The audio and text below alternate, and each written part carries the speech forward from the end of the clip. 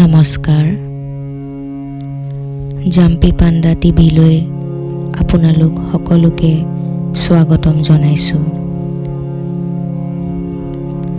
আজিৰ ধ্যানমূলক খণ্ডত মই শ্ৰীকৃষ্ণৰ জন্ম কাহিনী বৰ্ণনা কৰিম।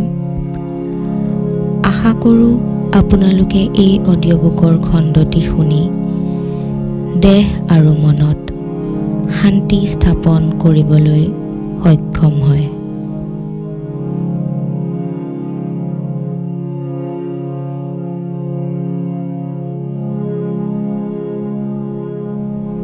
শ্ৰীকৃষ্ণৰ মাকৰ নাম আছিল দৈৱকী আৰু পিতাকৰ নাম আছিল বসুদেৱ।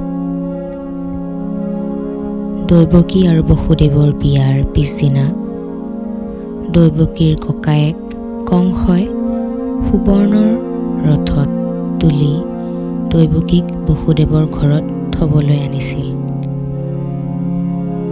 কংস আছিল দৈৱকীৰ ককায়েক আৰু মথুৰাৰ ৰজা।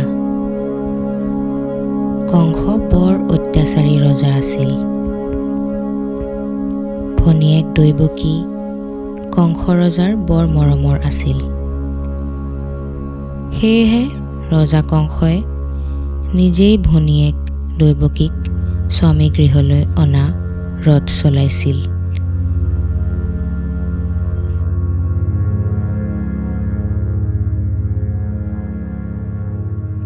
সেই সময়ত আকাশৰ পৰা এটি দৈৱবাণী কংসই শুনিবলৈ পালে। দৈৱবাণী আছিল এনেধৰণৰ: কংস, তুমি আজি যাক লৈ ৰথ চলাইছা তেওঁলোকৰ অষ্টম পুত্ৰই তোমাক বধ কৰিব। দৈৱবাণী শুনি কংসই বৰ ভয় খালে।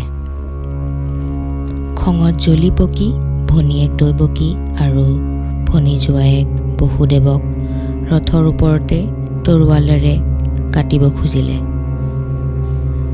ভনীয়েক দৈৱকীক কেশত ধৰি ৰথৰ পৰা নমাই আনিলে। দৈৱকী আৰু বসুদেৱে কান্দি কান্দি তেওঁলোকক নাকাটিবলৈ কাকুতি মিনতি কৰিলে আৰু ক'লে, যদি তেওঁলোকৰ পুত্ৰ সন্তান জন্ম হয় কেওটা পুত্ৰকে তেওঁক অৰ্পণ কৰিব।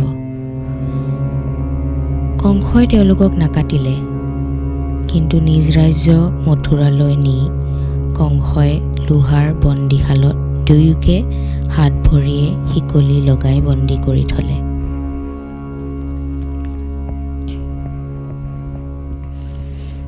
প্ৰতিখন দুৱাৰতে প্ৰহৰী ৰাখিলে, যাতে তেওঁলোক কোনো প্ৰকাৰে পলাই যাব নোৱাৰে আৰু আন কোনো লোক তেওঁলোকৰ ওচৰলৈ আহিব নোৱাৰে।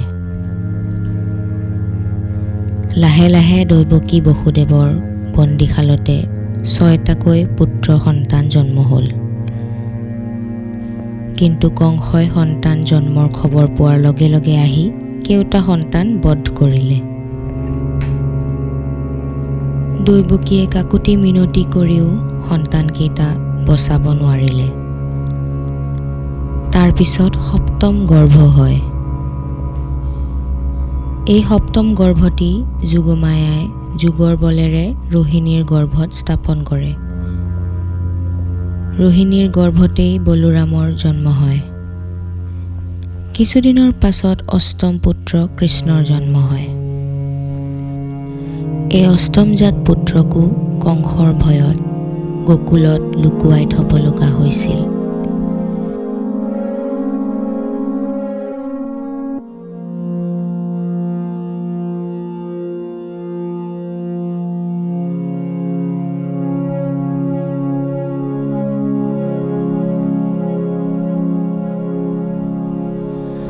কৃষ্ণ আছিল ভগৱান স্বৰূপ। ভাদ মাহৰ কৃষ্ণপক্ষৰ অষ্টমী তিথিত ৰাতি 12 বজাত বন্দীশালৰ ভিতৰতে শ্ৰীকৃষ্ণৰ জন্ম হয়। জন্মৰ সময়ত ধাৰাসাৰে বৰষুণ দিছিল। ধুমুহা বিজুলীৰে আকাশ ছানি ধৰিছিল। প্ৰহৰীসকলৰ টোপনি অহাত দুৱাৰ মুখতে বহি টোপনিত লালকাল দিছিল।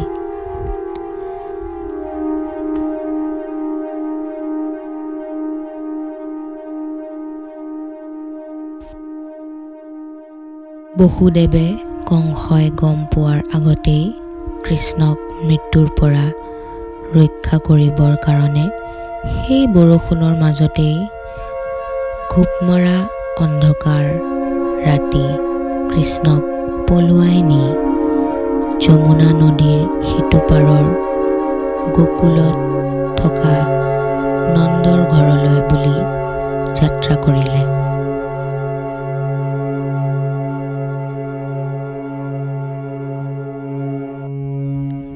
কৃষ্ণ ভগৱান স্বৰূপ আছিল কাৰণে বসুদেৱৰ ভৰিৰ পৰা লোহাৰ শিকলি আপোনা আপুনি খোল খালে।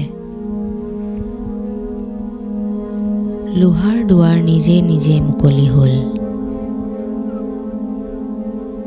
ফেনে ফুটুকাৰে উভন্দি অহা যমুনা নদীয়েও পানী শুকুৱাই বাট মোকলাই দিলে। বৰষুণৰ পৰা ৰক্ষা কৰিবৰ কাৰণে ফেটি সাপে ফনা তুলি ছত্ৰ আকাৰে আগবঢ়াই লৈ গ'ল।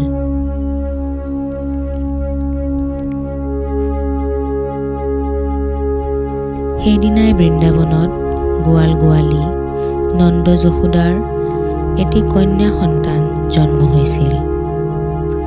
বসুদেৱ গৈ নন্দৰ ঘৰ পোৱাৰ সময়ত সকলো শুই নিপালি দিছিল। যশোদা অচেতন হৈ আছিল। বসুদেৱে যশোদাৰ কাষত কৃষ্ণক শুৱাই কন্যাটিক ৰাতিয়েই নিজৰ ঘৰলৈ লৈ আহিল। পাছদিনা কংসই দৈৱকীৰ সন্তান জন্ম হোৱাৰ খবৰ পাই লৰালৰিকৈ আহি দেখে যে এটি কন্যা সন্তানহে। সন্তানটিৰ নাম আছিল যোগমায়া।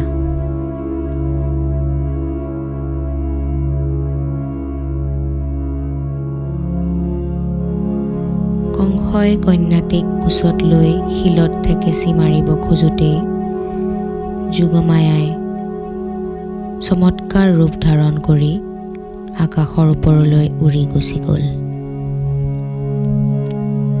দৈৱবাণী শুনালে এই বুলি, কংস, তই আজি তোৰ মৃত্যুৰ কাৰণে যালৈ ভয় কৰিছ, সেই দৈৱকীৰ অষ্টম পুত্ৰৰ হাততেই তই নিধন হবি।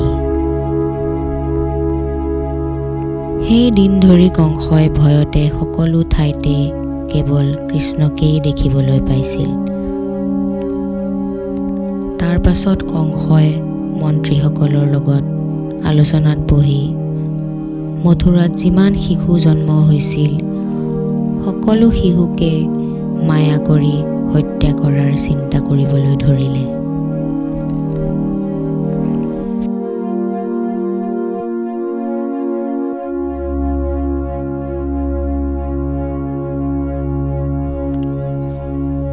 পুত্ৰ সন্তান লাভ কৰি নন্দ যশোদাৰ আনন্দৰ সীমা নোহোৱা হ'ল। মহোৎসৱ আৰম্ভ হ'ল। যাদৱ বংশৰ পুৰোহিত গৰ্গ ঋষিক মাতি আনি জাতকৰ্ম কৰালে।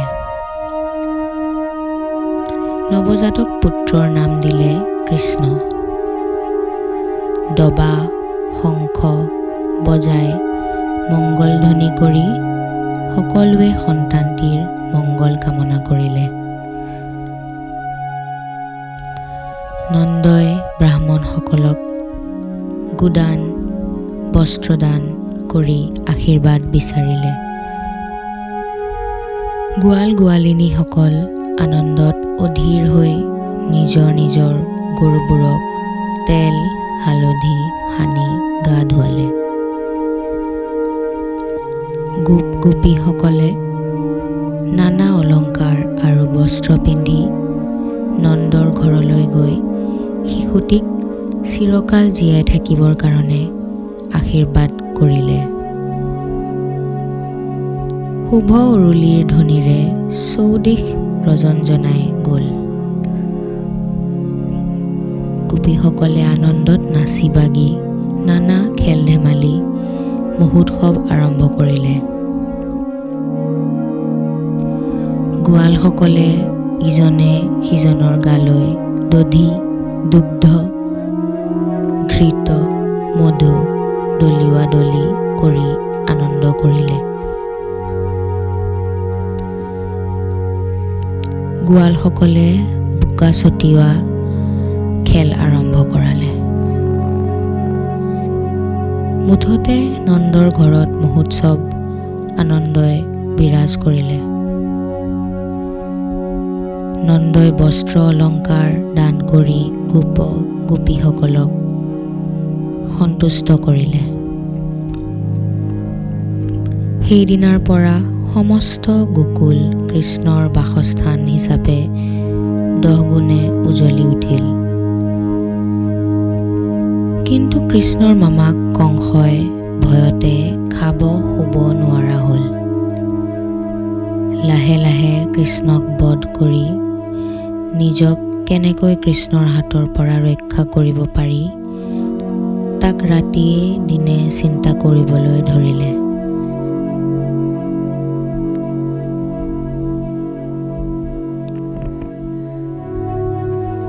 নিজৰ ৰাজ্যৰ দৈত্যসকলক মাতি আনি কেনেকৈ কৃষ্ণক বধ কৰিব পাৰি তাৰ আলোচনাত বহিল। কৃষ্ণক শিশু অৱস্থাতে বধ কৰিবৰ কাৰণে দৈত্যসকলক দায়িত্ব অৰ্পণ কৰিলে। দৈত্যসকল কথামতেই কামত আগবাঢ়িল। কৃষ্ণই মামাক কংসই তেওঁক বধ কৰিব পঠিওৱা সকলো দৈত্যকে এফালৰ পৰা বধ কৰি নিজৰ জীৱন ৰক্ষা কৰি গ'ল। শিশু কৃষ্ণই কেনেকৈ ক্ৰমাগতভাৱে প্ৰতিটো দৈত্যক বধ কৰিলে তাৰ বিশদ বিৱৰ এতিয়া দাঙি ধৰিম। আপোনালোকে মনোযোগেৰে শুনি যাব।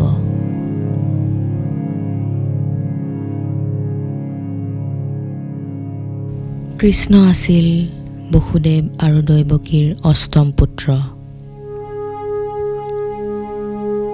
মোমায়েক কংসই মাৰি পেলোৱাৰ ভয়ত জন্ম হোৱাৰ লগে লগে পিতাক বসুদেৱে গোকুলত বাস কৰা নন্দ যশোদাৰ ঘৰত থৈ আহিছিল। এই কথা আগৰ কাহিনীত বহলাই কোৱা হৈছে। লাহে লাহে তুলনীয়া মাতৃ যশোদা আৰু পিতৃ নন্দ গোৱালৰ ঘৰত শিশু কৃষ্ণ ডাঙৰ হৈ গৈছে। কংসই কৃষ্ণৰ হাতত মৃত্যু হোৱাৰ ভয়ত যেনিয়ে তেনিয়ে কৃষ্ণকে চকুৰ আগত দেখিবলৈ ল'লে। খাওঁতেও কৃষ্ণকে দেখে, শুওঁতেও কৃষ্ণকে দেখে।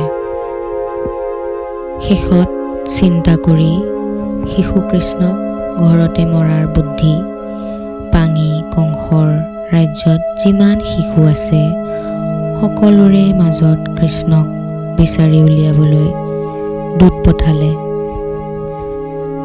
দূতে বিচাৰি বিচাৰি নন্দ যশোদাৰ চোতালত শিশু কৃষ্ণক উমলি থকা খবৰ নি কংসক দিলেগৈ।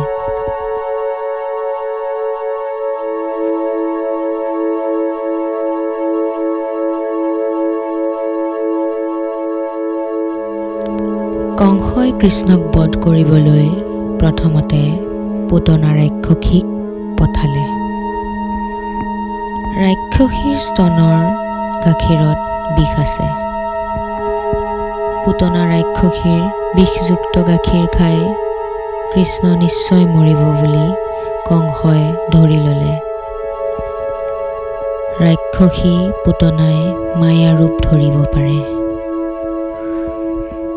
পুতনাই মায়া কৰি এজনী ধুনীয়া গাভৰুৰ ৰূপ ধৰি নন্দ যশোদাৰ চোতাল পালেগৈ।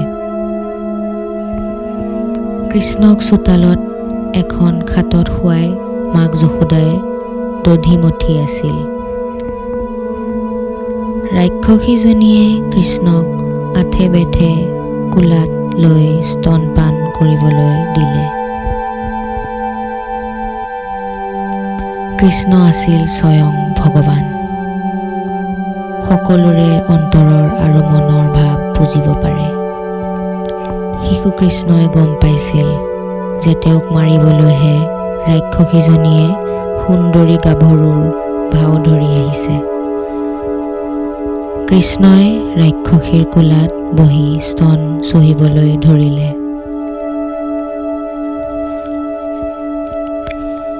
একে চুহাই ৰাক্ষসীৰ প্ৰাণবায়ু উৰি গ'ল।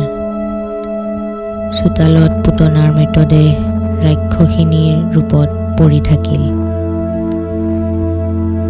পুতনাৰ শৰীৰৰ ৰূপ ভীষণ প্ৰকাণ্ড আছিল।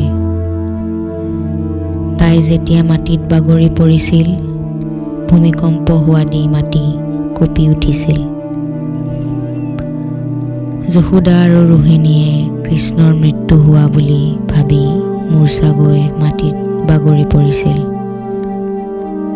পুতনা মাটিত বাগৰি পৰাত গছ-গছনি ভাঙি চূৰ্ণাকৃত হৈছিল। তাইৰ নাকটো নাঙলৰ ফালৰ দৰে, নাকৰ ভিতৰ ভাৱ পৰ্বতৰ গুহাৰ দৰে, চুলিবিলাক পাক খোৱা, দেখিবলৈ একেবাৰে কুৰূপা, চকুৰ গাত দুটা অন্ধকূপৰ দৰে, হাত ভৰিবোৰ ৰাজআলিৰ দৰে দীঘল দীঘল, পেটটো শুকান পুখুৰীৰ দৰে। তাই পৰি থাকিলেও তাইৰ ওচৰ চাপিবলৈ সকলোৱে ভয় কৰিছিল। যেতিয়া মৃত বুলি জানিছিল, তেতিয়া সকলো তাইৰ ওচৰ চাপিছিল। গোপীসকলে ৰাক্ষসীৰ বুকুৰ পৰা কৃষ্ণক তুলি আনি মাক যশোদাৰ কোলাত দিছিল। কৃষ্ণই ভয় খাইছিল বুলি ভাবি সকলোৱে ৰক্ষা মন্ত্ৰ জপ কৰি ফুৱাই দিছিল। পবিত্ৰ পানী ছটিয়াই দিছিল। এইজনা শিশু কৃষ্ণৰ বাল্যলীলা কৈ অন্ত কৰিব নোৱাৰি। সেয়েহে মহাপুৰুষ শ্ৰীমন্ত শংকৰদেৱে নিজেও সকলো সময়তে কৃষ্ণক আৰাধনা কৰিছিল আৰু আনকো আৰাধনা কৰিবলৈ কৈছে। কৃষ্ণক সদায় আৰাধনা কৰিলে সকলোৰে মনোবাঞ্ছা পূৰণ হয়।